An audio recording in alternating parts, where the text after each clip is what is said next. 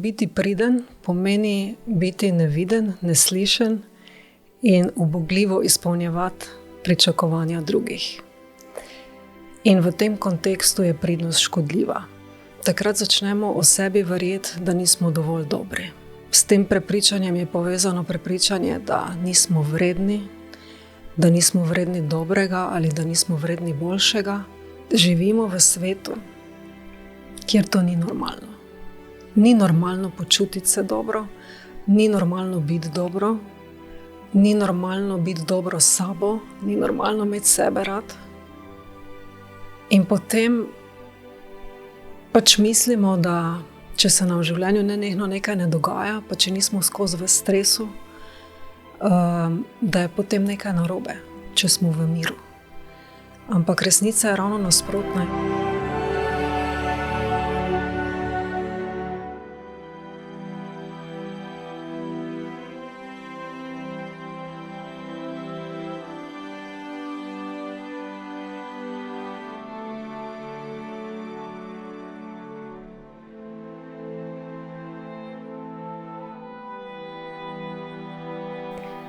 Danes je z mano v studiu Saša Kranjc, sociologinja, psihoterapevtka in avtorica knjige Od pridnosti k pristnosti.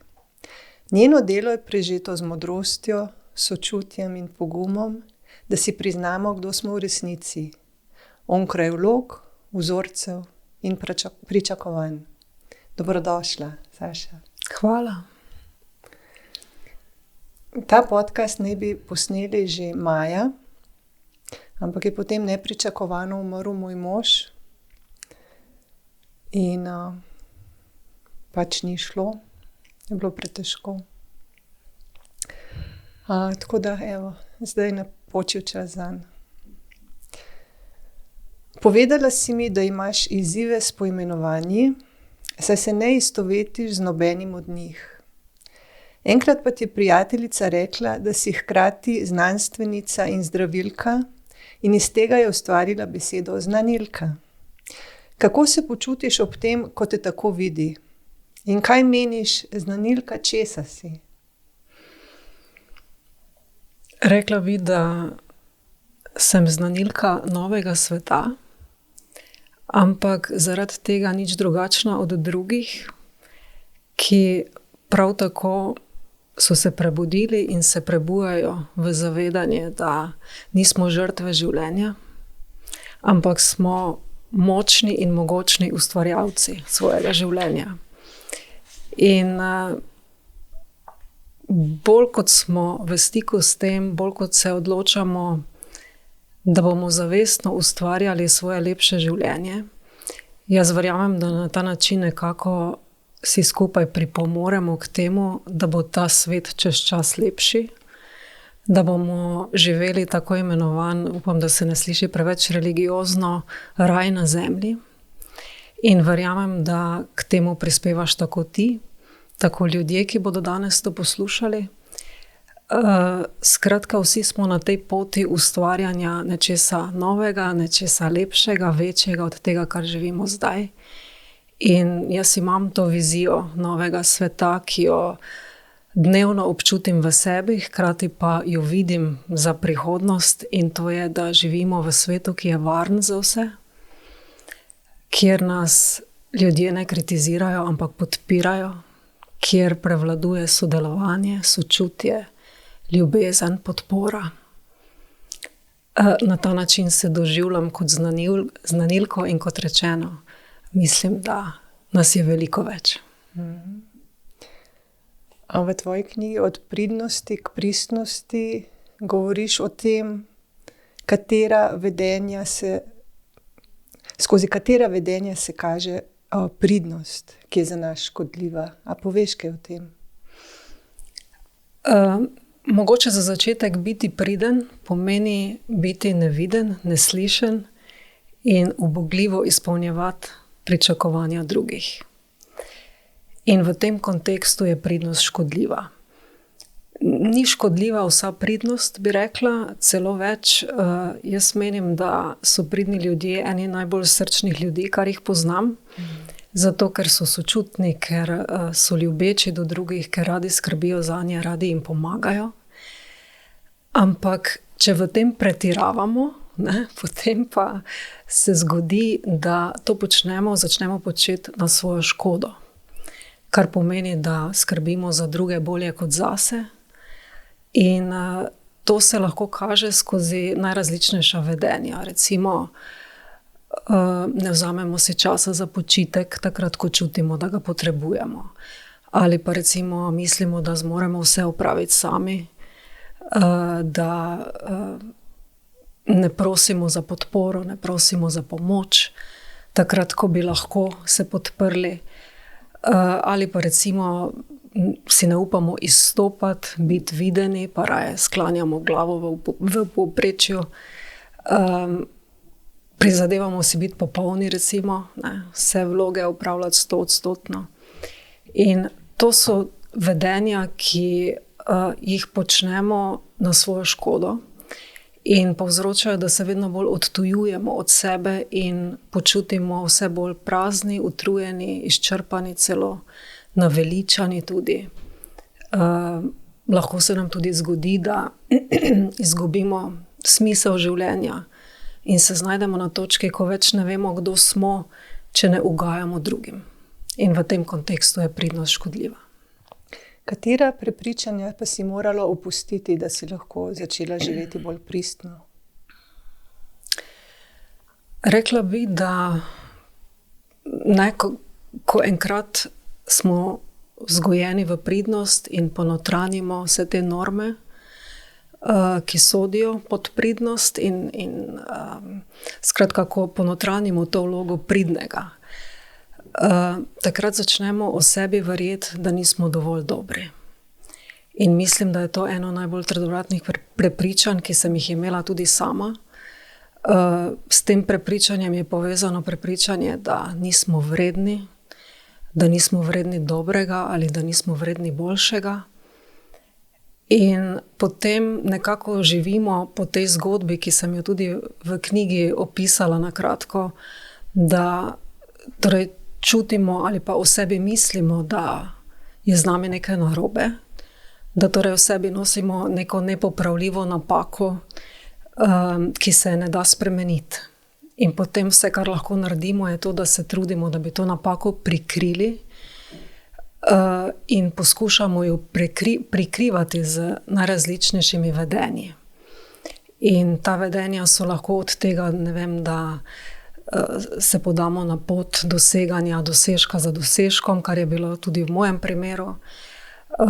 Skratka, različno lahko poskušamo ta občutek, ki je povezan tudi z globokim sramom, ki mu jaz rečem toksični sram, da poskušamo ta občutek v sebi utišati. Ampak seveda življenje deluje na ta način, da ne moremo biti popolni, da slej ko prej naredimo kakšno napako in potem to prepričanje pogleda na plano, ta sram se v nas obudi. Ampak vsakokrat, ko se to zgodi, imamo tudi priložnost, da se soočimo z njim, da ga začutimo, da ga odčutimo in da se odločimo, kaj bomo od tu naprej verjeli o sebi. Lahko izberemo verjeti o sebi, da smo vredni dobrega, da smo vredni najboljšega, da smo že zdaj dovolj dobri, ne glede na to, kako se obnašamo, tudi kadar naredimo kakšno napako. Bolj, ko se ljudje obračajo vase in se prebujajo, manj lahko sistem manipulira z njimi. Katere oblike manipulacij bi izpostavila kot najbolj razširjene in hkrati najbolj problematične? Ena je zagotovo ta, ki sem jo zdaj omenila. Se pravi, od majhnega nas prepričujejo, da nismo dovolj dobri. In potem, recimo že v zgodnjem obdobju ne znamo dovolj, nismo dovolj pametni, nismo dovolj sposobni, talentirani in tako dalje. In kot rečeno, ko enkrat ponotranjimo ta občutek, se usmerimo navzven, k nekim zunanjim rešitvam. Ne zaupamo sebi, ne slišimo svojega notranjega glasu, pa tudi, če ga slišimo, mu ne upamo slediti, ker nas je strah, da bi izstopali, da bi nas kritizirali, da bi bili kaznovani. In na ta način, s takšno notranjo naravnanostjo smo potem pripravljeni se po rešitve obračati navzven k drugim, ki bi nam naj povedali, ne, kaj naj počnemo, zato da bo vse v redu, pod narekovaji. To je ena stvar. Druga stvar bi rekla, da je to ustvarjanje nenehnega strahu, ki kolektivno še vedno prevladuje. Ne. Ti poskusi razdvajanja ljudi na vaše in naše, na črne in bele, če malo karikiram, in vzbujanje tega strahu pred drugačnostjo, pred drugačnim mišljenjem.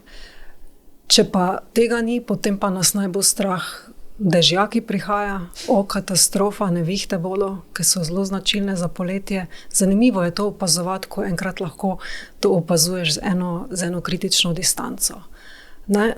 Vse to so načini spet, na katere se ljudi straši, in prestrašen človek, kot rečeno, se bo obračal navzven, ti me reši, ti mi povej, kaj naj, zato da me ne bo več strah, da bom varna, da bom zaščitena.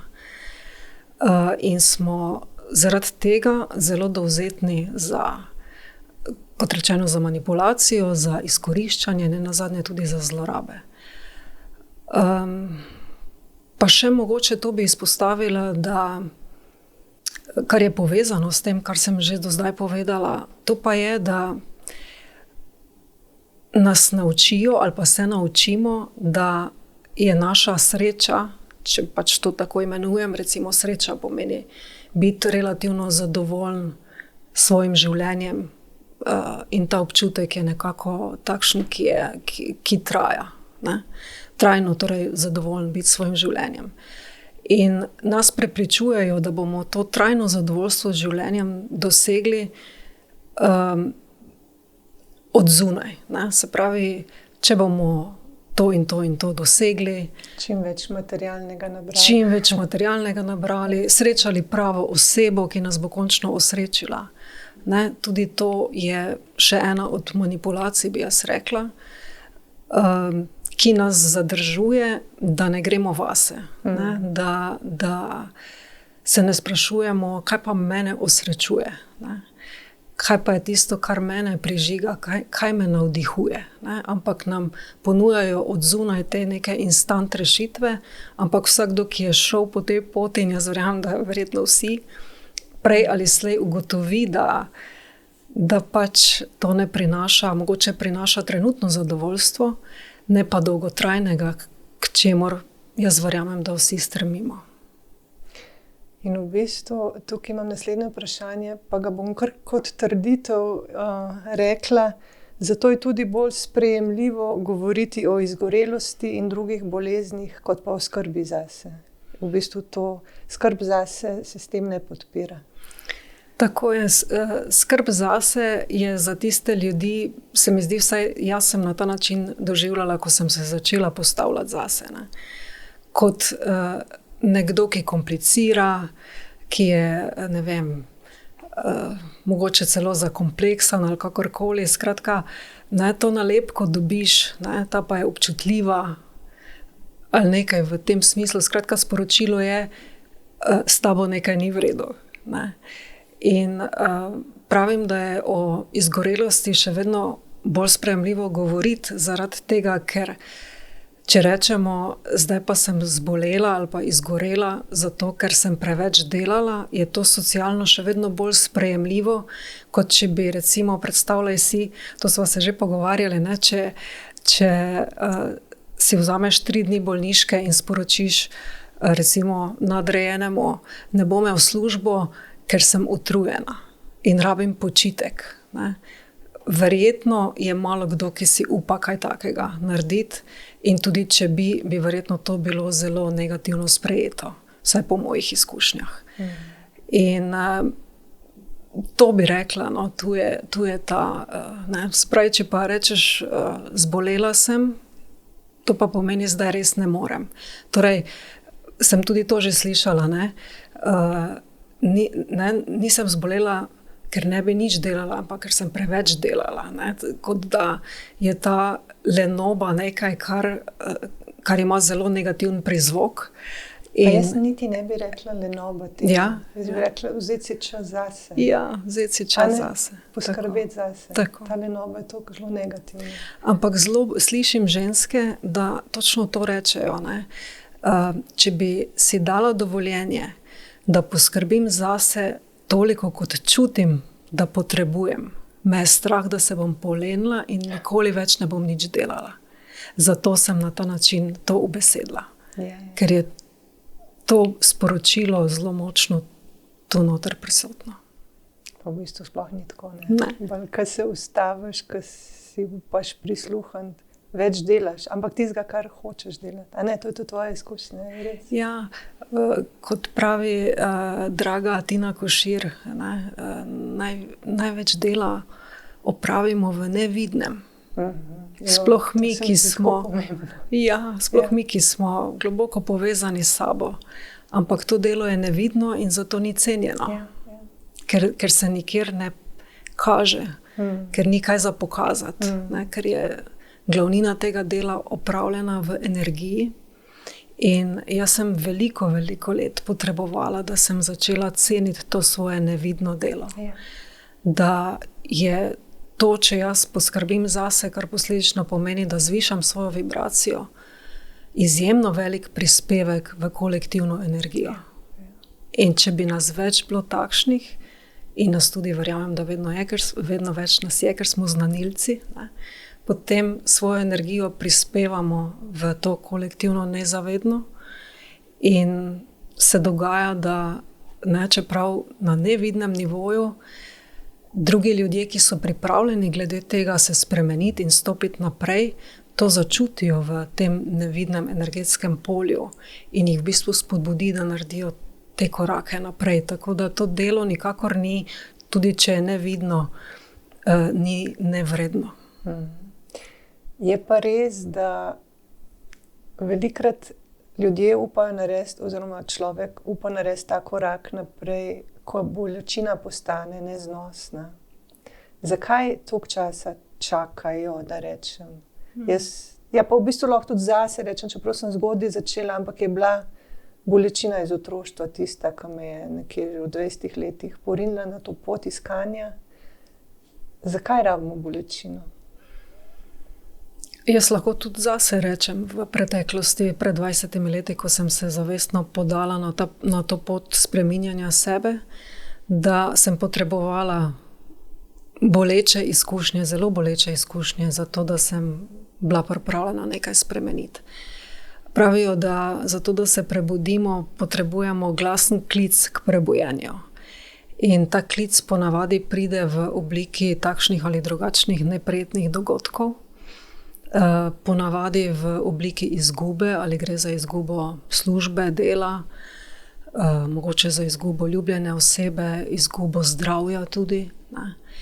In jaz pravim, da ljudje so se pripravljeni spremeniti, ali pa smo se pripravljeni spremeniti takrat, kadar je bolečina spremembe, v katero moramo stopiti, manjša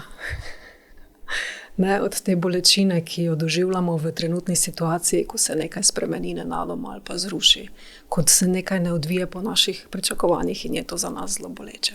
Se pravi, ko je bolečina spremembe oziroma ta naša misel na to, da bi nekaj spremenili, nam povzroča manj neprijetnosti, manj nelagodja, manj bolečine, takrat jaz mislim, da smo pripravljeni potem res stopiti naprej in kaj spremeniti. Je pa res, da smo glede tega zelo različni ljudje, da nekateri mogoče od tu naprej še rabijo kakšen krog, ki jih spet pripelje do neke nove bolečine, ki je takrat mogoče še glasnejša.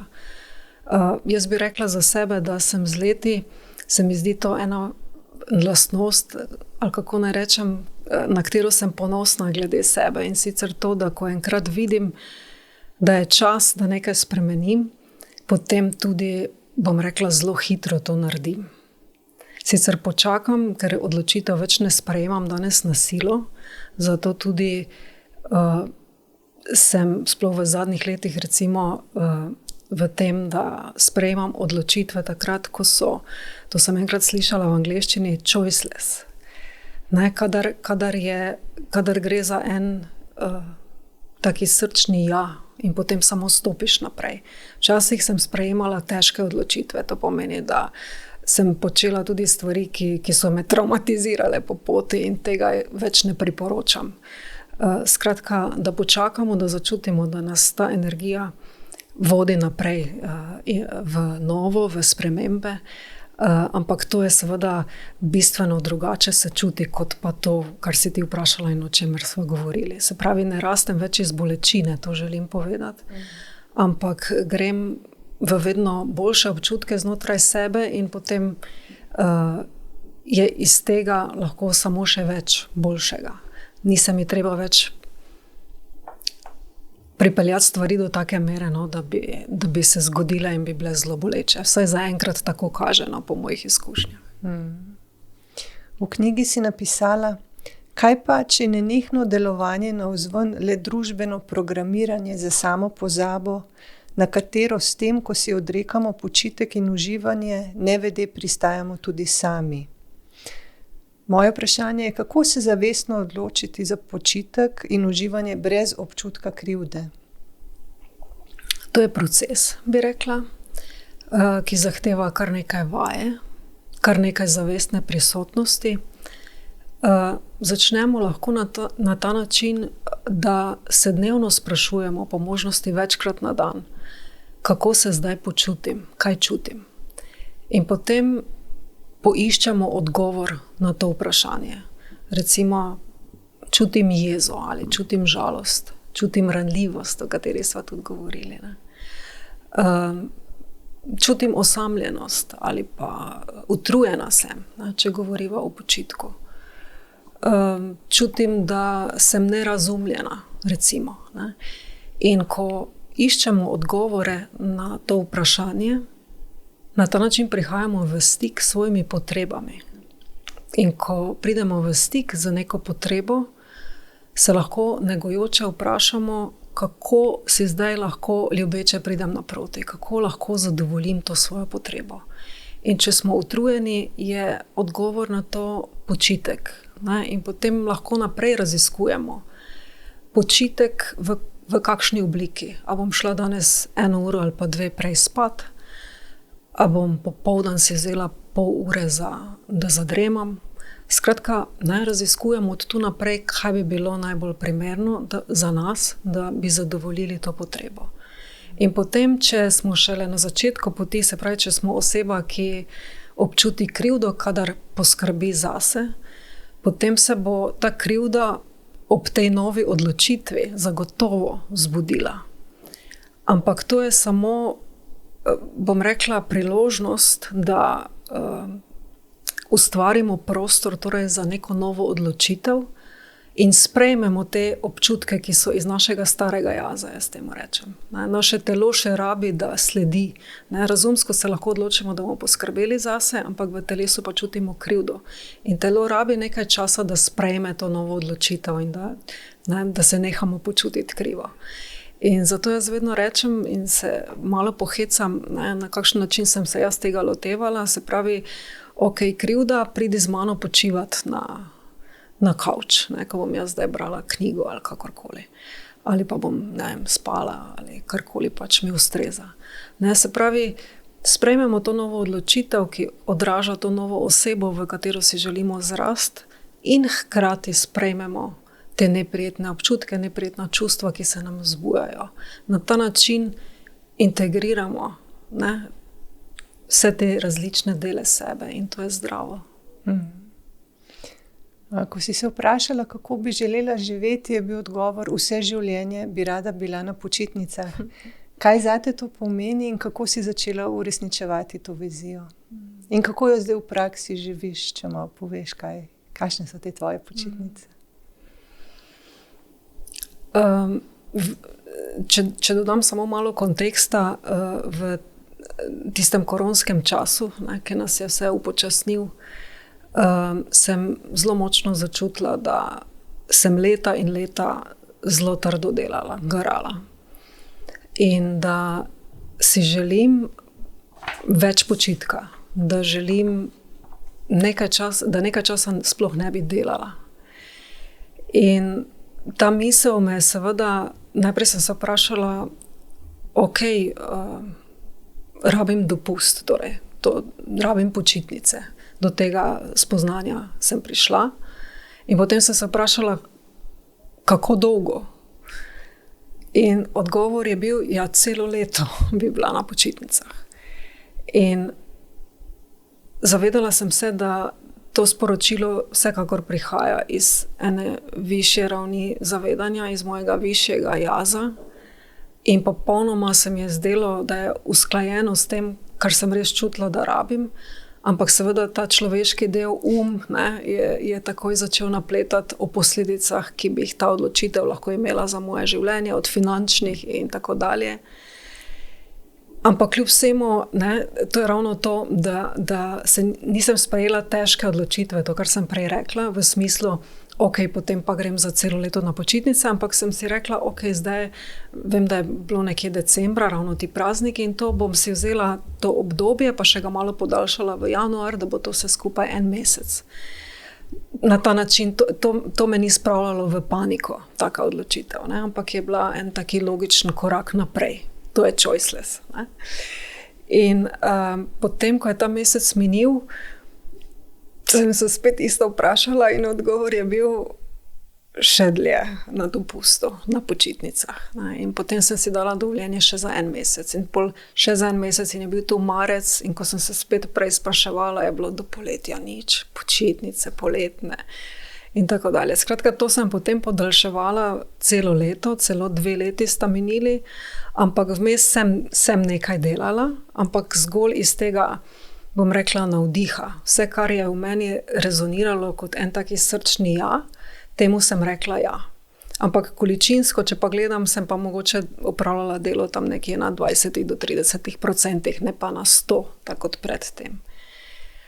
In potem sem seveda vmes, ko se je vse to dogajalo, sem se pa spraševala, zakaj mene ta misel na počitnice tako zelo navdihuje in navdušuje in mi prinaša toliko radosti. In potem sem razmišljala o tem, zakaj sploh gremo na počitnice. Na počitnice gremo zato, da doživimo nekaj novega, da počivamo takrat, ko čutimo, da rabimo počitek, da preberemo kakšno dobro knjigo, da gremo na izlet v nek kraj, da dobro jemo, da spijemo kozarec vina. Skratka, dojela sem, da me ta misel na počitnice tako vznemirja zaradi tega, ker si takrat dovolim početi več tega, kar si resnično želim. Se pravi, ta moram je shujšan, je minimalen. In zaradi tega, ker je ta moram tako majhen, tudi krivde toliko ne doživljam. Se pravi, dovolim si početi to, kar me je volja, kar me veseli. In potem sem dojela, da seveda življenje me skozi to željo po neskončno dolgih počitnicah v resnici vabi, da na ta način pristopam tudi k stvarem v vsakdanjem življenju. Se pravi, takrat, ko nisem na počitnicah. In tega sem se skozi ta proces naučila. Se pravi, delati drugače. Delati iz ustvarjalnega navdiha in ne več iz tega, kaj vse bi morala.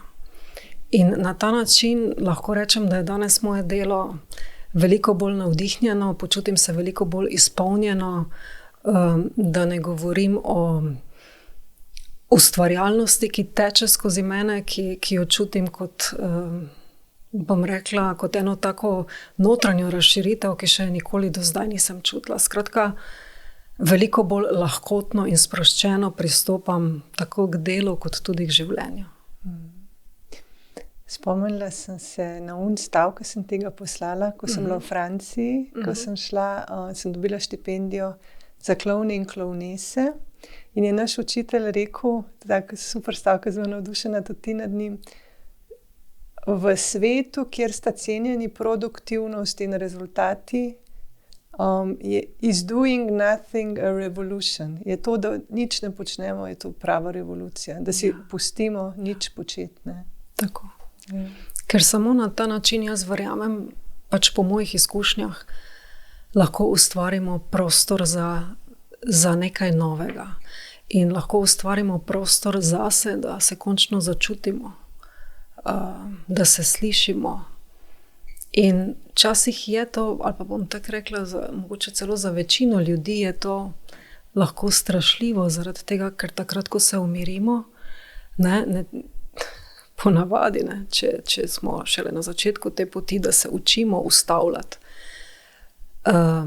se v nas prebudijo tudi vsa tista čustva, ki jih nismo želeli čutiti in smo zaradi njih bežali v neke druge načine, ki ne delujejo, ki nam ne prinašajo zadovoljstva, pa kljub vsemu, če pobegnemo v delo, če delo uporabljamo kot beg pred sabo, potem lahko pričakujemo, da takrat, ko se bomo ustavili, da bodo ta čustva, ki jih poskušamo z delom utišati, privrela na plano. In takrat je pomembno, da se učimo upravljati z njimi.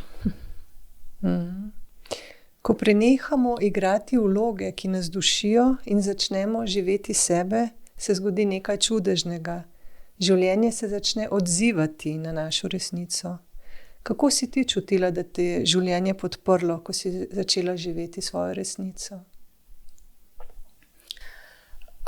Reči moram, da tega nisem občutila takoj na začetku, da nisem imela te izkušnje, da me življenje podpira. Ampak sem se morala naučiti zaupati najprej, da je temu tako. In recimo to sem počela, to se mi zdi eno krasno orodje, ki ga lahko vsakdo uporabi. Da sem začela zavestno opažati, kje vse me življenje podpira. In če začnemo to vaditi, potem vidimo, da vse, kar je tu zato, da nas podpre. In potem sem recimo, poskušala začutiti in tudi začela s časoma čutiti podporo zraka, ki ga diham. Podporo vode, ki jo pijem. Podporo postelje. Nazadnje prav se spomnim, da sem ležala v postelji in sem rekla, zdaj pa čutim podporo tega jogija. Vse tisto, kar je kao samoumevno, pa da začneš to ceniti. Ja. Podporo vode, ko se greš tuširati. In potem naprej podporo avtomobila, v katerem se vozim. In hvaležnost, da ne rabim, iti s kolesom, ker tega ne maram, prevoznega sredstva, da bi se na ta način premikala, ampak hvaležnost, da se lahko peljem. Skratka, to sem najprej vadila. In na ta način potem začnemo najprej opažati, da smo res obilno podprti. Tudi to sem počela in to še vedno delam. Pridem v trgovino in pogledam po policah in rečem, wow, vse to je tu za mene. Mogoče se to komu zdi čudno, ampak dejansko je vse to tu za mene. In če želim, lahko nekaj od tega izberem, da me bo še bolj podprlo, recimo s tem, da kupim. Lahko pa izberem tudi, da ne bom in samo uživam v tej podpori, ki je tu za vse nas na policah. In tak pristop v življenju, to je nekaj čist drugega. In potem, več kot sem čutila te podpore, bolj sem jo videla okrog sebe, bolj sem jo izkušala v sebi in potem s časoma so se pa tudi navzven začele, bom rekla, stvari dogajati, ki so mi potrebovale, da sem podprta vedno in v vseh pogledih, če si le dovolim to videti. En od stavkov, ko so tako dragoceni, pa ko sem prav danes si ga večkrat ponovila, en od stavkov iz tvoje knjige je pričakuj čudeže. Ne delati temnih, črnih scenarijev, ampak vedno pričakuj najboljši možni izid situacije. Ja, to je danes moj način razmišljanja, ker mi je veliko, jaz pravim, da si trpljenje povzročamo sami. In povzročamo si ga ravno z napletanjem najhujših možnih scenarijev. Ker eno je, če jaz začutim strah in si ga dovolim začutiti v svojem telesu in zato, da ta strah, bom rekla, odvaluje iz našega telesa, rabimo največ 2 minuti. Pravijo celo 90 sekund. Če si ga res dovolimo čutiti, potem je 90 sekund dovolj in ta strah odvaluje oziroma ga odčutimo in se počutimo boljše. Ampak mi si strah podaljšujemo. S čem? Z razmišljanjem. Se pravi, najprej občutimo strah, potem pa se zraven začnejo pripenjati te negativne misli, ki v bistvu ta naš strah razpihujejo. Včasih kdo tudi reče, cel teden sem že jezna. To pomeni, da tista jeza konstruktivna je bila tistih prvi 2 minuti. Vse ostalo je poglabljanje te jeze in razpihovanje tega čustva z našimi mislimi. In ta sprememba, prej sem govorila o strahu in o napletanju najhujših možnih scenarijev, ki poglabljajo naš strah. Jaz sem se na eni točki enostavno odločila in potem seveda še morala vedno znova sprejeti to isto odločitev, da bom na življenje gledala drugače, da ne bom pričakovala najhujšega možnega, ampak bom pričakovala čudeže. In vem, da če sledim sebi in poslušam svoje notranje vodstvo, potem se ti čudeži pod narekovaji dejansko zgodijo, se pravi, gre za te neke nenavadne dogodke, ki pa meni danes več niso nenavadni. Pa tudi ne tako zelo čudežni, oziroma včasih se pohecam, da so čudeži nekaj vsakdanjega. Kot rečeno, če jih le opazimo.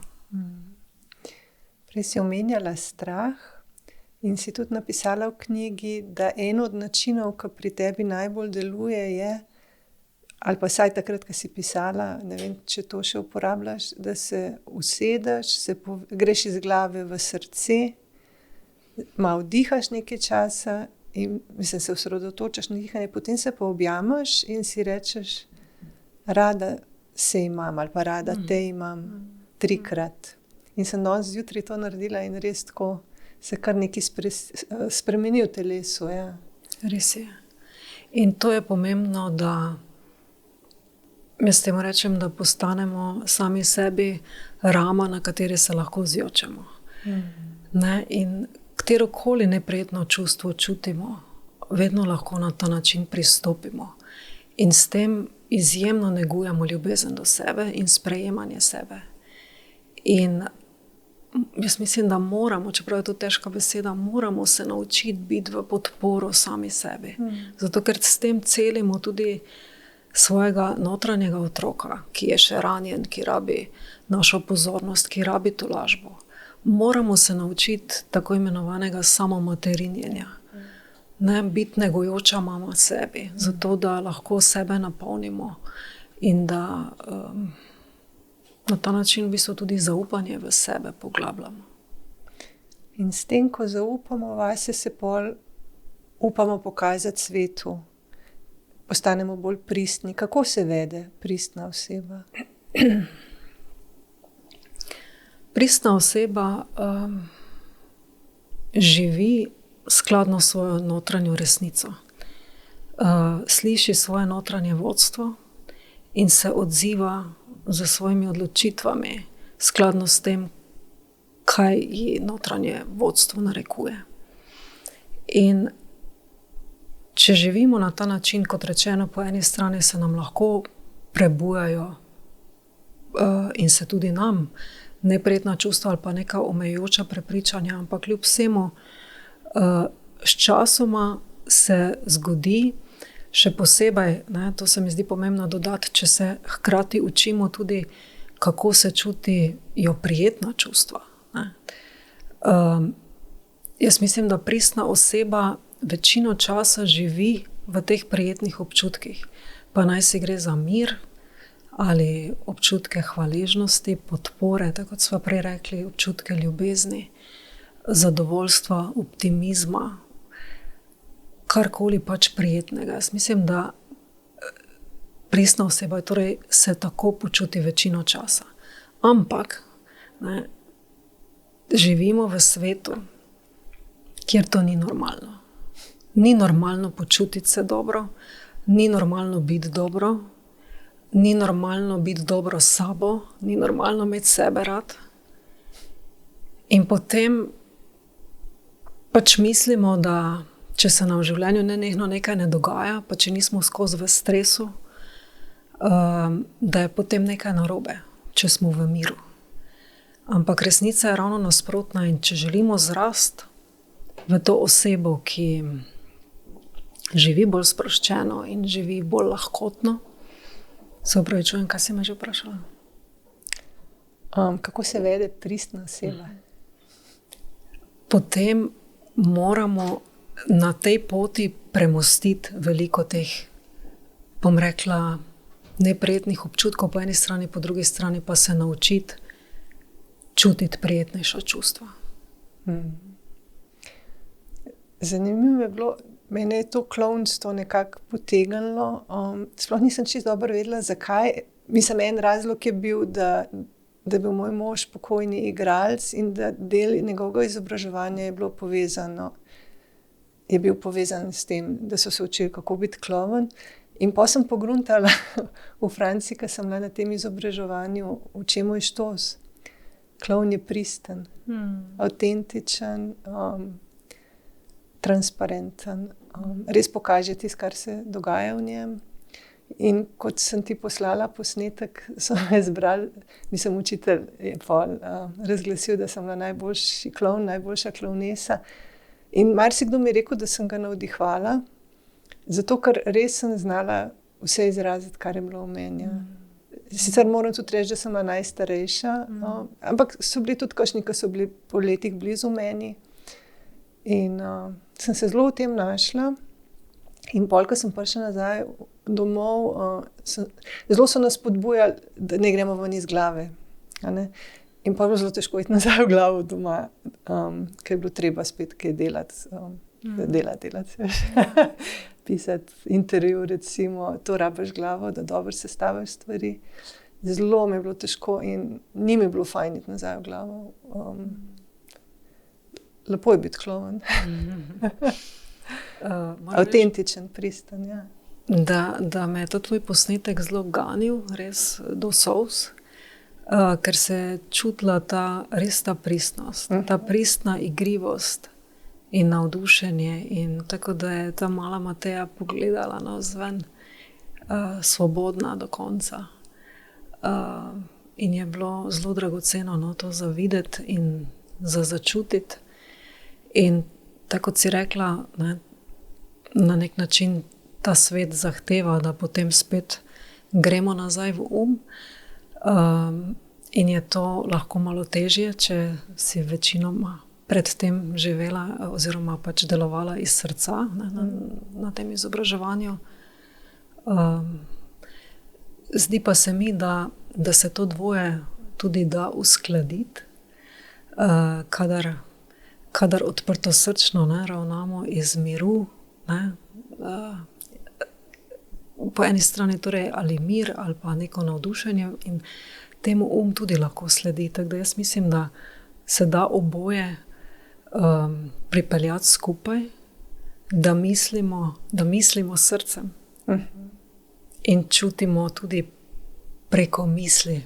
Upam, da to ne zveni preveč čudno, ampak jaz to zelo globoko čutim. Se pravi, jaz mislim, da je namenjeno, da je to dvoje uravnoteženo, in takrat, ko delamo navdihnjeno, in iz teh tvojih intervjujev se čuti, da so navdihnjeni, da si v tem flowu, in se mi zdi to ena taka miselno odprtosrčna pot, ki je negujoča. In pomembno je za te čase. Ja. Ker pri sebi tudi opažam, ne, kdaj grem preveč v misli, preveč v glavo. Ne. Ravno takrat, ko sem na tem moram. Koliko še vsega za narediti. To še moram, pa ono še. Jaz prav takrat, to, kar si rekla, ne, se ustavim in najprej 3 zavestne vdihe in izdihe. Ne, in ko se telo umiri, ko torej ta živčni sistem si zreguliram, potem se pa vprašam, kaj je zdaj od tu naprej najbolj pomembno, in tistega se bom lotila. Ne, torej, ta usklajenost, ne, med srcem in umom, mislim, da je eno tako idealno stanje. Vse, kar se zgodi, nas približa sebi. Jaz vsekakor lahko rečem, da smrt moža je en tak, mislim, smrt na splošno, tiste najbližje osebe se res pretrese do temeljev. Pa me zanima, katero takšno izkušnjo bi ti izpostavila, da te je pol še globlje povezala s sabo. Ker to sem v bistvu hotela reči, da čutim, da sem še globlje povezana s sabo. Na trenutke. Saj veš, to so te cikli, ki si boljš, pa si slabš, ampak prej, ko sva že rekli, da te življenje prisil, da je toliko hudo, da pol greš vase, še bolj vase, zato ker to manj boli, kakor, a ne? To skozi kar greš. Ja. Jaz sem imela skozi leta več takih izkušenj. Pa če si že navezala na to, oziroma pač to rekla, bi jaz na to navezala tudi moja izkušnja maminega prehoda. Je bila precej boleča, ampak hkrati, tako kot si sama rekla, mi je prinesla priložnost za to, da še globlje občutim sebe. Takrat sicer nisem šla, to je bilo kar 17 let nazaj, mislim, da ali 18, tako zelo zavestno skozi ta proces, kot bi mogoče šla danes. In se na tej poti so se tudi, tako kot smo prej rekli, čudeži dogajali v tem smislu, da sem začutila njeno prisotnost, da sem jo začutila kot neskončno ljubezen. In ker sem jo začutila na ta način in tudi kot izjemno podporno iz te druge strani, tančice, in ker sem jo uspela začutiti na ta način, moram reči, da me je to še globlje povezalo s sabo. V smislu, da sem takrat prvič doživela to eno globoko, kako naj rečem, ta občutek ljubezni in odprto srce. In to danes vidim kot njeno darilo iz onostranstva, glede na to, da smo imeli predtem precej zakompliciran odnos. In vsekakor podpišem, da nas, če vzamemo stvari pač takšne, kot so, in tako si rekla, če si dovolimo to cikličnost, ker življenje ni linearno, jaz verjamem, ampak je ciklično, če si dovolimo začutiti to bolečino tistega trenutka, pravijo, da skozi zlomljeno srce posije svetloba. Točno to je bilo tudi v mojem primeru. In lahko na ta način potem, bom rekla, si podarimo te priložnosti za globlji stik s sabo in za svojo rast.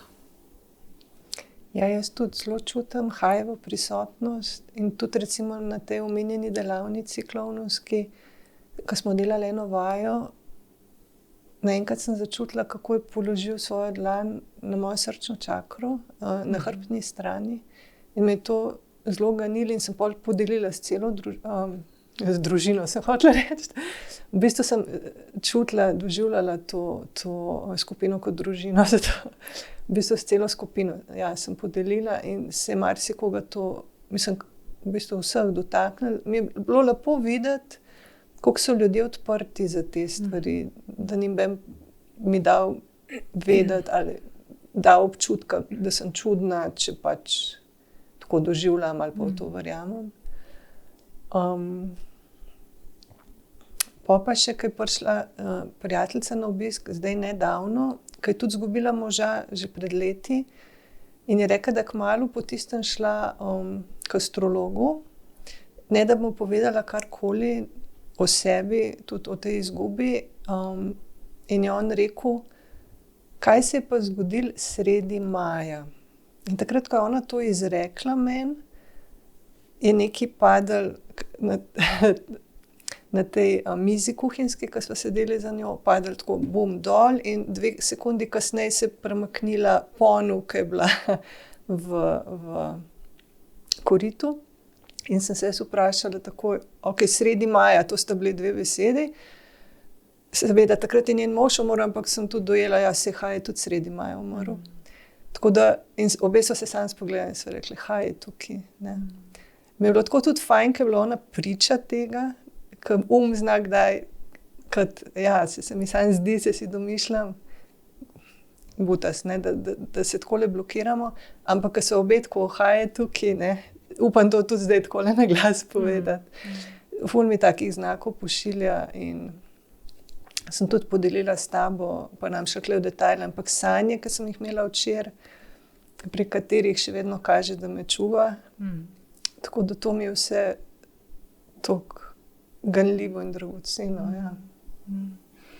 In zelo je dragoceno, da govoriva o tem danes, ker jaz si upam trditi, da večina ljudi te stvari doživlja, ampak nima besed, če pa že, pa tako kot si rekla, zelo hitro gremo v in zavrnemo, ne, to kot resnično. In jaz mislim, da več kot bomo govorili o tem, bolj bo s časoma to postajalo nekaj normalnega, nekaj vsakdanjega, zato ker dejstvo je, da nismo samo fizična telesa in da se s smrtjo v bistvu samo spremeni oblika bivanja in ne izgubimo življenja. To življenje se nadaljuje in imamo izbiro. Ja, proces žalovanja je izjemno pomemben, ampak hkrati, tako kot se dogaja v tvojem primeru, pa vidiš, da je to priložnost in jo čutiš in tudi greš za tem, da se mogoče še globlje povežeš, ne, z njegovo energijo, z njim. Da ga mogoče še bolj občutiš v kakih trenutkih. Ne. Tako da zelo pomembno se mi zdi, no, da govoriva tudi o tem.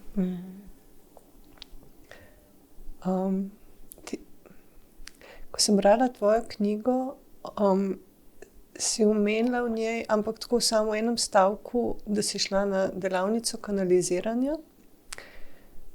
In takrat sem pol te vprašala, če to kaj počneš, pa sem rekla, da tudi jaz počnem tako v prijateljskem krogu, da me to zelo navdihuje.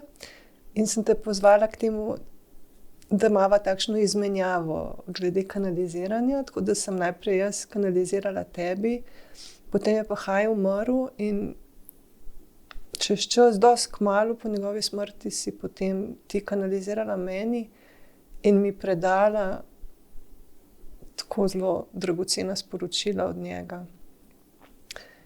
Kaj bi ti povedala o tej najini izmenjavi oziroma tudi pravzaprav o obeh, ja, lahko poveš.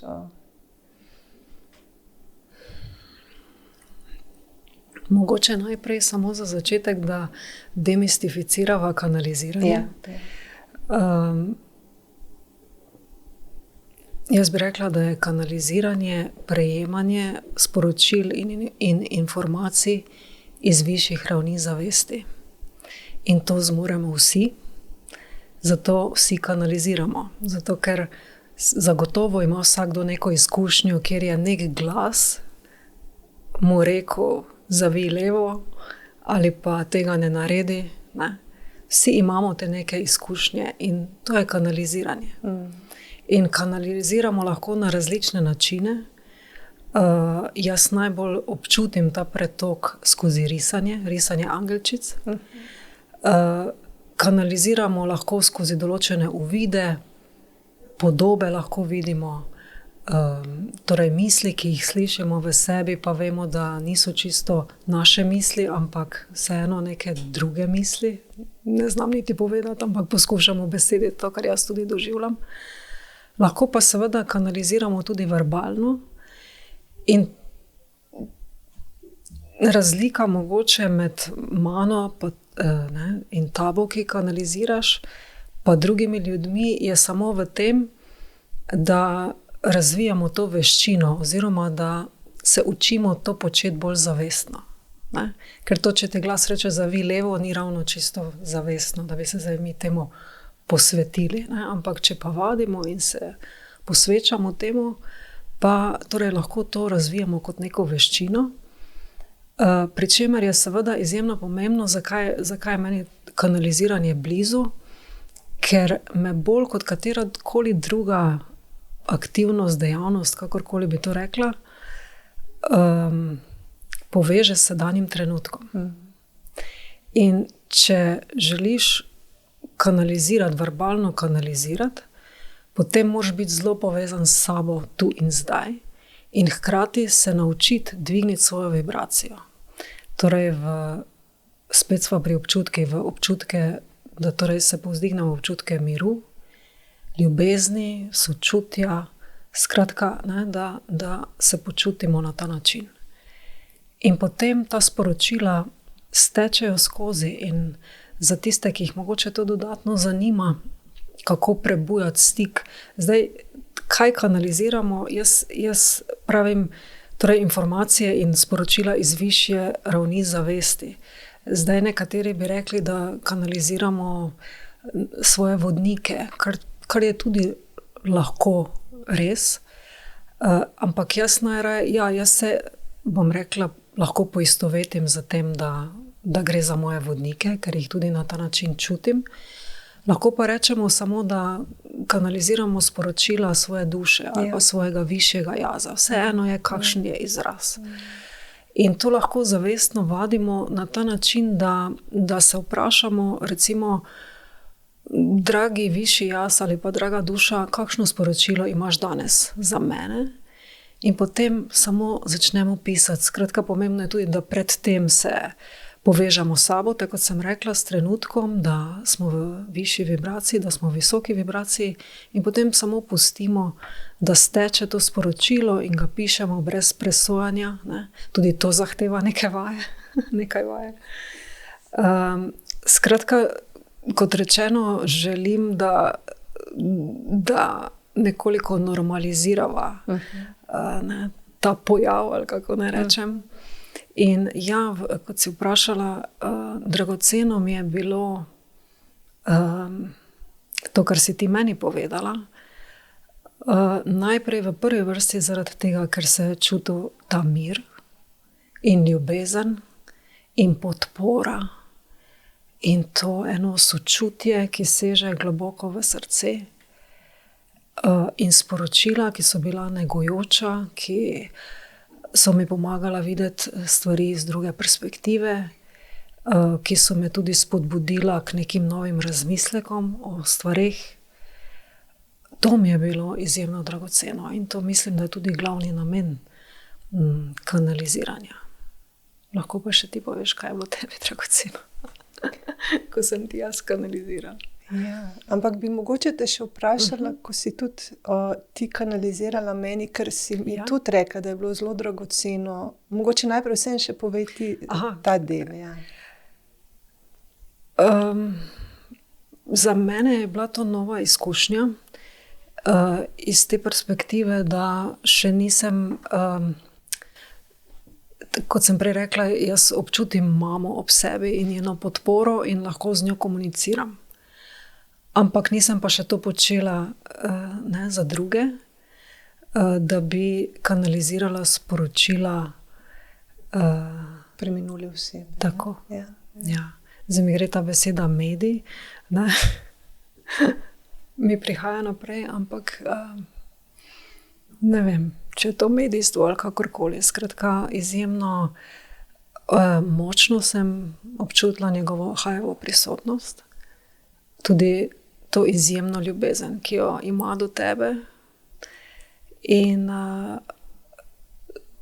ta sporočila, bilo mi je tudi to nenazadnje dragoceno kot neke vrste potrditev, ker sem to prvič na ta način počela. Da ta sporočila, ki so prihajala od njega, si ti jih resnično začutila kot njegova. Ker jaz določenih stvari nisem vedela, da bi jih lahko povedala, pa so se kljub temu pokazale. Tako da to mi je bilo z te moje perspektive pač izjemno dragoceno. In hvaležna sem, da sem lahko bila na ta način podpora tebi v tem času, ko vem, da ti je bilo res zelo težko. Hvaležna sem, da sem ti lahko stala ob strani na ta način. Izjemna podpora, ja. Res. Ja, kakšni stavki so bili res čist njegovi. En je bil ta, ne spomnim se točno, kako je bilo, ampak on nekako ni najbolj, kako bi rekla, cenil terapije, da rečem, ali pa jo je presegel, že se v bistvu ti tudi, praviš, nočeš več biti terapeutka, tudi ne bi najbrž več šla k terapeutu, veš, da so druge metode. In ko si ti rekla, ko je prišlo prek tebe, da ne nekaj naredim ali da ne nekaj razrešam, ampak ne prek terapeutov takih, kot je Saša, nekaj tako prav to si rekla. A se spomniš tega? Ne. To je res haj. Noro, sploh se ne spomnim tega. Ja.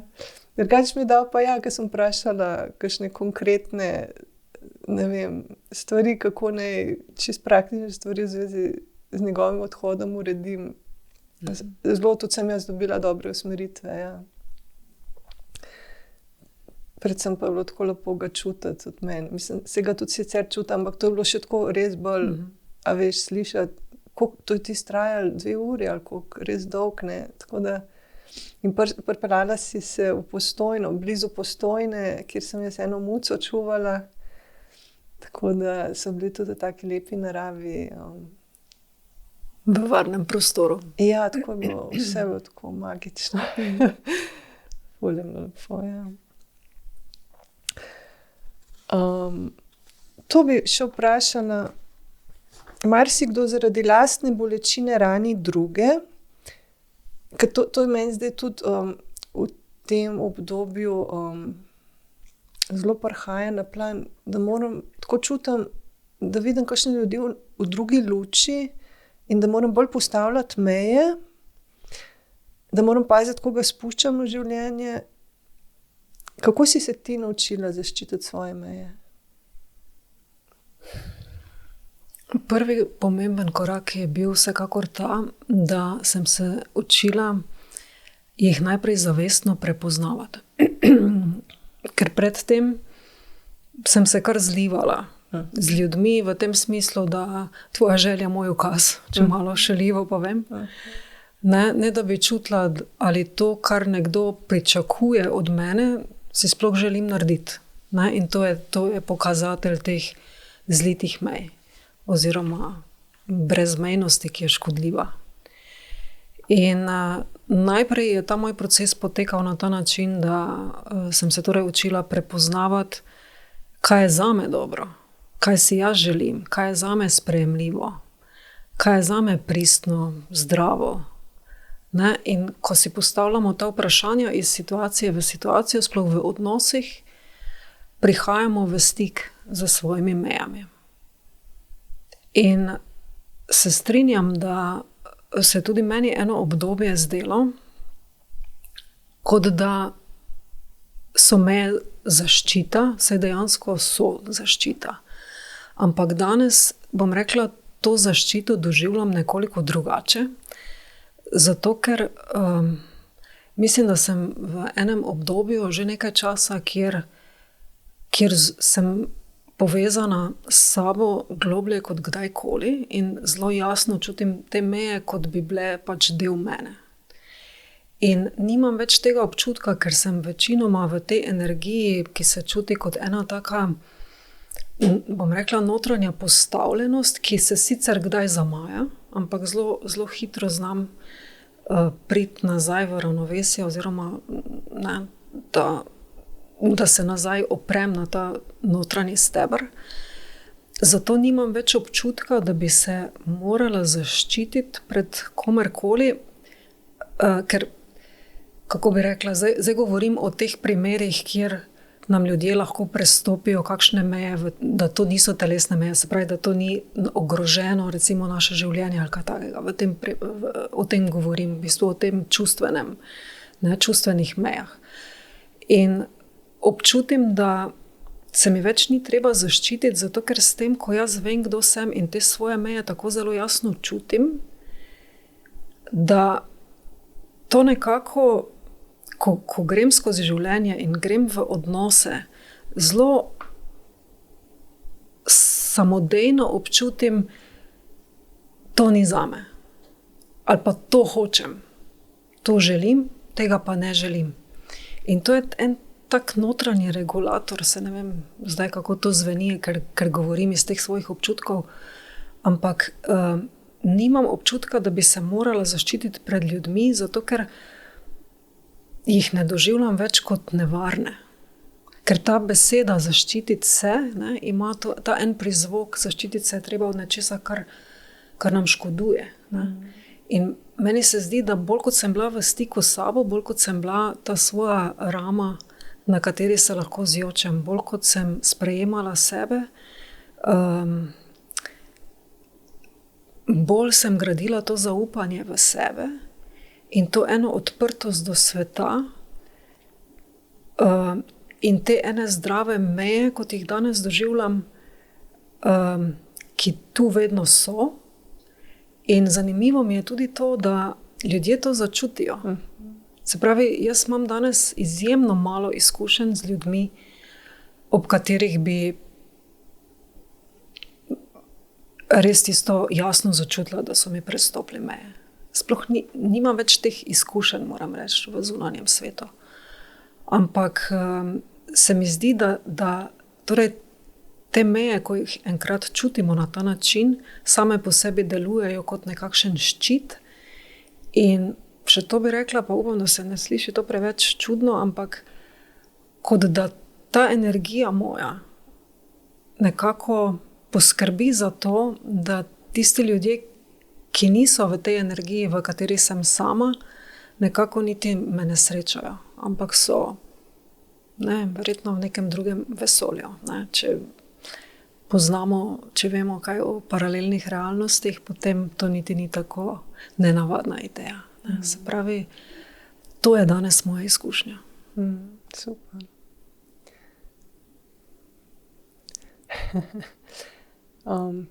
Jaz konkretno sem zdaj morala meje postavljati, če tako rečem. Recimo v roku parih dni sem dobila 2 vprašanje, če lahko, recimo ena čist neznana Irka pride k meni prespat, pač prek ene druge, ki jo tudi skoraj ne poznam. A veš, tako imajo ljudje občutek, zdaj pa sama v stanovanju, pa lahko kar pridemo, a ne? Pa še en Nemec, ki sem ga na morju spoznala, pa so bili 4 fantje, ki smo se lepo razumeli, pa sem dala pol tudi e-mail, ampak tudi bom na poti domov. Pa oni so bili takrat že, on je tam že od, ne vem, julija, tako da sem bila presenečena, še vedno tam. Skratka, na poti domov se vračam skozi Ljubljano, pa bi 1-2 noči pri tebi prespala, tako kar že, a veš. In sem pač vedno mogla reči ne, oziroma nisem čutila, da želim, da so te ljudje z mano v stanovanju, rabim prostor zase, ne poznam jih. Tako take stvari, take preizkušnje. Ampak to je ravno del te odprtosti, o kateri sem govorila. To je to. Se pravi, jaz vem, kaj hočem, vem, kaj danes rabim, pa jutri in tako naprej sem v nekem obdobju, tako kot si ti, si v obdobju, ko si zelo ranljiva, še vedno si v obdobju žalovanja. In veš, da potrebuješ prostor in čas zase. In tudi s to ranljivostjo in žalostjo in z vsemi temi čustvi lahko živimo odprto. In takrat, ko jaz ne rečem, da mi ne pridejo več ti ljudje naproti, ki želijo nekaj od mene, česar jaz ne želim dati. In takrat pač, ker vem, kdo sem in kaj hočem in česa nočem, preprosto rečem ne. In to je to. V bistvu smo govorili o isti stvari, pa je fajn, da smo razjasnili. Tako. Jaz sem te razumela, da sploh več ne dobiš takšnih stvari v življenju. Mislila sem bolj na te, jaz sem včasih res čutila kot ene ljudi, bom rekla, zelo nasilne, s to energijo svojo.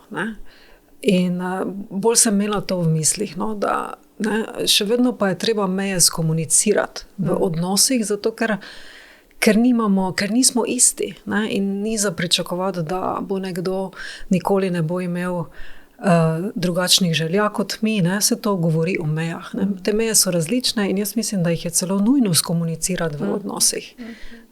To ne pomeni, da nam jih več ni treba. Tako da super, da si to na ta način še obesedla, da sem lahko pojasnila, da smo lahko skupaj pojasnili. Ker jaz zdajle res intenzivno dobivam veliko takih izzivov. In se veselim tega poguma, ko rečem Bobu Bob, in tudi ta delavnica klovnovska v Franciji me je zelo podprla v tem. Sem našla nek pogum. Mogoče en primer bi še povedala, ki mi je toliko dragocen. Na koncu, mi smo delali več predstav in na koncu sem bila v eni skupini, 15 je bilo, vedno smo bili po 5, ponovadi smo se super ujeli, tista pa res ni bila funkcionalna skupina, med drugim tudi sta dve osebi, en moški in en ženska, oba hotela biti vodje in po so bili konflikti, tak, brez veze, a ne. In med drugim sem najprej sem rekla, dajmo ta konflikt not v predstavo, ko bo to jo tako žlahtno naredili, pa globoko, a ne, da imamo neko fajn vsebino, pa so najprej rekli, da bomo, pol da namo. Pa sem napisala en tak rap komad v zvezi s tem konfliktom, pa so spet rekli, da ne, in pa sem frustracijo čutila, ker dejansko niso hoteli to nobeno globino. Pač tudi te niso bili zmožni, razumem, ampak jaz pa rada pol neko sporočilo predam, če delamo predstavo, naredimo nekaj, kar bo vredno gledati, ne, mislim, dajmo se maksimalno potruditi. In sem šla do tega našega učitelja in sem povedala, lej, ta rap komad ima, meni se zdi ful dober, je rekel, ja, res je ful dober, sem rekla, ja, ampak mi ne pustijo, da ga, ne, povem ali kakorkoli. In pa je rekel, veš kaj, in to se mi zdi tako ful pomembno in te povedati in ljudem, ki naj bodo poslušali, rekel, klovn je tudi rebel. Kako se temu reče že po slovensko? Upornik. Upornica. Naredi vse tudi, če ti ne pustijo. In pa sem šla v Senše, ker sta bila 2 fanta pa 2 punce, sem šla k fantoma, ker nekako smo si bili vse bližji. Pa sem Senše hotela malo podpore, kao da boste rekla, no pa dej. Pa ste še vedno rekla, da ne, da sicer super pesem, ampak da bo to zdaj cel ritem podrl, zdaj smo to vadili, pa bomo vsi zmedeni. Tako da iz tega sem pa sklepala, ok, v bistvu je dobro, da čist na koncu znamem benga zmedla, še vedno pa moram dati to noter, ne. In sem pol to dala in učitelj je pol vedel, da je to terjal pogum in tudi zato med drugim me je izbral za najboljšo klovneso. Absolutno. Vem, da je bilo tudi to, poleg še nečesa drugega, kar nam razlagala. No. In pol ta punca, ki je šla pa z mano, Špela Kaplja, edina Slovenka, ki je šla zraven, ona se že dlje časa, raziskuje klovna, klovneso v sebi, je tudi rekla, to je bil transgeneracijski preskok zate. A veš, iz te pridnosti v avtentičnost, v pristnost. To je bilo res. In pol tudi so me oni ignorirali iz te moje skupine. Vsi so mi ful ploskali, oni so imeli pa dolge nosove in to je bil zadnji dan našega, a veš, tega tabora in tako. Ampak jaz sem toliko vesela, da sem to naredila. Res. Tako sem čutila, da to mora iti ven, da vsaj nekaj, da imamo od predstave, ki ni bila, ne vem, kva ta predstava, ampak ti se je bilo pa tako pika na i, a ne, kaj sem vsem povedala, ok, je bil konflikt, vsi so vedeli, da smo imeli ta konflikt in, a veš, tako da to, ja, to so pomembne stvari. Mislim, ta pogum ful odkrivam zdaj vse. Iti proti sistemu, da rečem, če bi to zdaj sistem, pač ta skupina ali kakorkoli. Iti brez odobravanja, če čutiš, da je prav, naredi po svoje. Tako. Sploh, če še učitelj reče, on mi je res pomagal, no, brez njega ne bi upala, ampak je rekel, jaz sem včasih igral še z enim klovnom v paru in on je včasih kar nekaj začel delati, kaj sploh nisem vedel, kva bo in sem se pač prepustil. Ja. Krasno. Malo bi še te vprašala o notranjem vodstvu. O njem govoriš, v knjigi si napisala besedo glas, oziroma ne, glas si rekla, to je bil glas duše. Kaj pa notranje vodstvo? Malo povej obeh, o glasu in o notranjem vodstvu. Se ne vem, če bi jo sploh ločevala. Ja, se sprašujem tudi jaz. Ja. Rekla bi, da to še mogoče nisem povedala, ne, da kako ga prepoznati, mogoče. Ne. Jaz ga prepoznavam kot negujoč glas v sebi. Se pravi, to je glas, ki nikoli ne kritizira. Zanj nismo ali preveč ali pa premalo, tako kot za notranjega kritika, nikoli pa dovolj dobri. Ne. Ampak to je ta glas, ki mu lahko rečemo tudi negujoči starš. Se pravi, glas, ki je spodbuden, ki je podporen, ki nam želi dobro in zato nas tudi vabi v spremembe. Zdaj, v teh mojih primerih, tam, kot sem v knjigi opisala, ko mi je ta glas spregovoril, to je bilo predvsem v tistih situacijah, ki so se meni takrat zdele, ko sem bila še dosti mlajša, brezizhodne. Takrat se mi je zdelo, da je ta glas zelo glasno spregovoril. Ko se mi je zdelo, da me življenje, dobesedno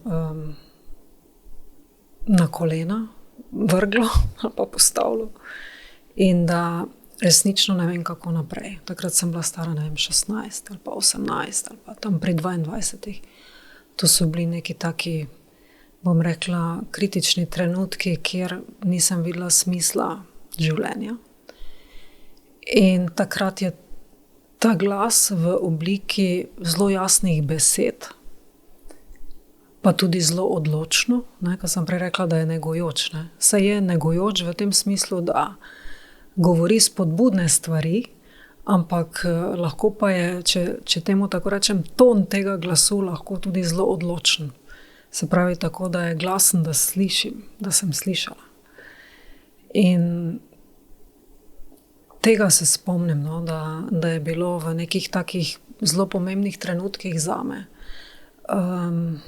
ko nisem vedela, kako naprej, da mi je zelo jasno in zelo odločno spregovoril in mi dal to eno spodbudo za naprej, eno upanje, zaupanje tudi v sebe, da sem lahko zmogla potem spet to nadaljno pot.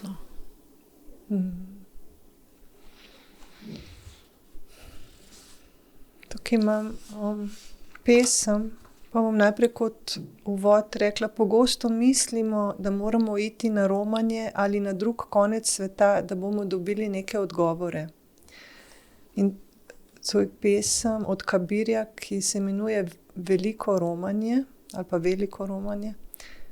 Čutil sem, da moram na veliko romanje, pa sem 3 dni sedel pri miru in Bog je prišel k meni. Na kakšen način greš ti vase? Vem, da veliko meditiraš, mogoče o tem, kaj ti to pomeni, na kakšen način te to podpira? Meditacija mene podpira res izdatno, na toliko načinov. Zagotovo je to za mene eno najbolj dragocenih orodij, s pomočjo katerega grem v sebe in se odmaknem od tega hrupa zunanjega sveta. In tako si lepo prebrala v pesmi, da torej jaz čutim, da ta odmik potrebujem. In potrebujem ga dnevno, ko meditiram, ker mi pomaga, da najprej utišam misli. In ko nam uspe utišati misli, takrat to izkušnjo vsakomur iz srca privoščim, takrat se zgodi nekaj čudežnega, v tem smislu, da nekako presežemo svojo identiteto, ki smo se jo naučili živeti v tem prostoru in času, kar pomeni, da nekako presežemo ali pa se dvignemo nad telo, nad vloge, ki jih opravljamo, nad odnose, katerih del smo, nad kraj, kjer bivamo, čas, v katerem smo. Skratka, dvignemo svojo zavest do te mere, da ostanemo čista zavest. In te čiste zavesti ne moremo izkusiti z temi našimi zemeljskimi čutili, ampak jo lahko izkusimo, težko rečem, ampak znotraj sebe. In prinaša en globok mir, ljubezen, občutke ljubezni. In ko smo na ta način povezani, lahko dostopamo tudi, ko smo prej govorili, ne, o kanaliziranju, na različne načine do polja teh informacij. In ljudje govorijo o istih izkušnjah. Jaz eno od izkušenj opisujem tudi v knjigi, ne, o srečanju svojih duhovnih vodnikov. Ljudje srečajo to, čemu rečemo angeli. Skratka, takrat, ko se torej dvignemo nad to zemeljsko identiteto, se odpremo temu, da začnemo zaznavati svet, ki obstaja, ne, ki obstaja onkraj naših čutil, ampak pač nismo ga naučeni čutiti, zato ga ne čutimo.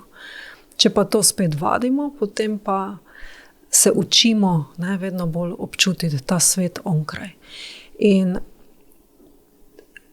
ko si vprašala, ne, kakšne koristi mi prinaša meditacija, bolj dolgo, kot uspemo ostati v tej energiji, kjer sebe doživljamo kot čisto zavest, to ima za posledico neverjetne spremembe v našem življenju. In če govorimo o svojih teh spremembah in koristih, ki mi jih je meditacija prinesla, torej jaz sem ozdravila kar nekaj zdravstvenih tegob skozi to.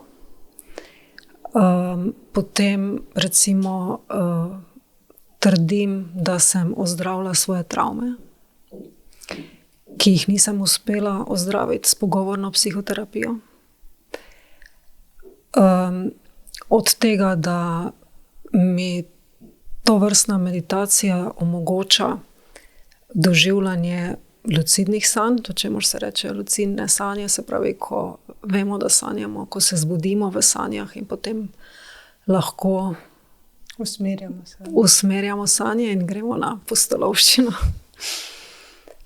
Do tega, da sem imela v meditaciji to, čemur pravijo kundalini awakening, večkrat. Skratka, vse to so, da ne govorim o manifestacijah, ki se dogajajo potem kot posledica tega. Zdaj nekaj ropota, tako da verjamem, da so sodelavci. To so te koristi. No, koristi so neznanske in jaz meditacijo priporočam vsem. In če nekdo ni vešč meditiranja, lahko začne s 5 minutami ali pa s 3. Ampak res v bistvu sploh več ne poznam, bom rekla, prejšnjega življenja, kot da sem res bila takrat neka druga oseba, no, preden sem začela meditirati. Ob besedi manifestacija sem se spomnila še ene zgodbe v zvezi s kanaliziranjem in s hajem, ker sem ti tudi poslala posnetek. Upam, da si zapomnila, da nam pozabila kaj povedati. Namreč ena znanka od haja, ki sta skupaj reklame snemala, tudi kanalizira, Indika Sanskriti Kumar. In sva se srečali na ZZZS-ju, Zavodu za zdravstveno zavarovanje, in je rekla, da ji haj skozi sporoča, da mora navezati stik z mano. Pa si mislila, pa samo enkrat sva se srečali, tako rekoč se ne poznava, pa imate zdaj v stanju žalovanja, kaj bom še jaz nadlegovala. Ampak, ko sva se takole srečali, rekla, očitno sva se res morali srečati. No. In sva se dogovorili, da se dobiva, in sva se, in mi je tudi ona skanalizirala tudi močno sporočilo. In ena od stvari, to sem hotela reči in hvala Bogu, nisem pozabila na ta dogodek, tako je, v zvezi z kako se reka, manifestacijo. Ja. Takrat sem že se prijavila na to klovnovsko delavnico, ampak ker nisem imela nobenih izkušenj kot klovnesa, nisem vedela, koliko imam sploh šans, da dobim, ker tukaj so bili tudi stroški prevoza pokriti. In je bilo 150 prijav, sem kasneje izvedela, izbranih je bilo nas 22 in še od tega je bilo veliko enih, ne vem, sorodnikov pa znancev, mislim, prijateljev pa sorodnikov od organizatorjev, tisti, ki so pa svoje not potegnili. Tako da nas je bilo še manj kot 22 ur, zelo malo nas je bilo zbranih. Ampak, ko sem to omenila, med tem kanaliziranjem, je haj rekel preko te Sanskriti, izbrana boš, če se boš tako odločila. In potem sem se odločala vsak dan. Ja. Res, tako ful sem energije v to vložila in nekako iskala informacijo o tem, kaj sploh je klovn, v čem je štos klovna, da sem se povezala res s tem, da sem pritegnila to v svoje življenje. Tako da se mi zdelo to tako prav. Wow. In pol mi še ta Špela Kaplja rekla, ker je bila ona ena od, mislim, v bistvu iz 5 držav smo bili in mi, da so bili edini iz Slovenije, ampak njena organizacija je bila soorganizatorka, tako da je rekla, da so ji napisali, da so bili čisto navdušeni nad mojo prijavo, da so me prav opazili med prijavami, ker sem bila pa zelo iskrena tudi tam, ne. In sem med drugim tudi napisala, zakaj pridem, bi rada prišla, da je bil mož tudi je to študiral v Bruslju, klovnstvo, na tej Lecoqovi šoli, ne. In da je to my tribute to him, se pravi, da grem tudi zaradi njega tja, da se povežem s tem, kar je bilo njemu tako sveto pravzaprav. On je govoril o svetem klovnu, tako kot tudi Špela, to jo je tudi med drugim povezal. Wow. Ja, moram to še raziskati, svetega klovna še nisem raziskala. Kaj je to sveti klovn? Wow. To je zelo srčika pristnosti, po mojem, a ne? Ja. A ne? Ja. Wow. Ja. Zdaj, če se nama izteka, bi te prosila še za neko zaključno misel, kaj bi rada še sporočila poslušalkam in poslušalcem?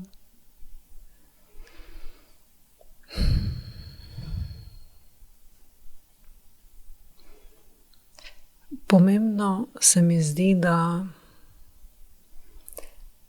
se zavedamo, ne, kar smo ravno bile pri manifestaciji, ne, ko si jo tudi ti omenila.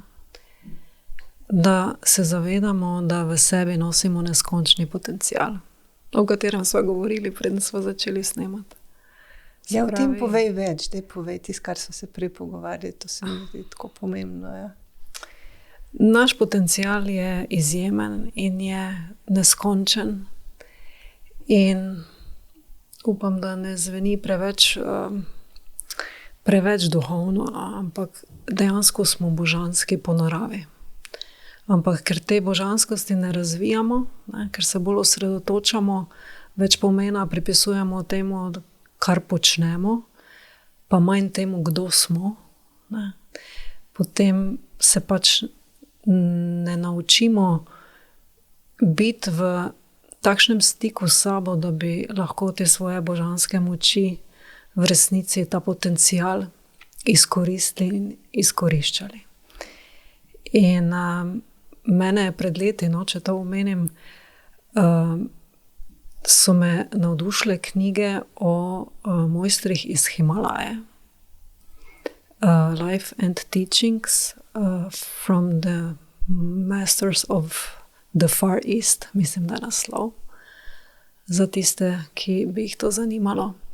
Skratka, v teh knjigah opisujejo, kako je skupina pač raziskovalcev se pridružila na 3-letni odpravi,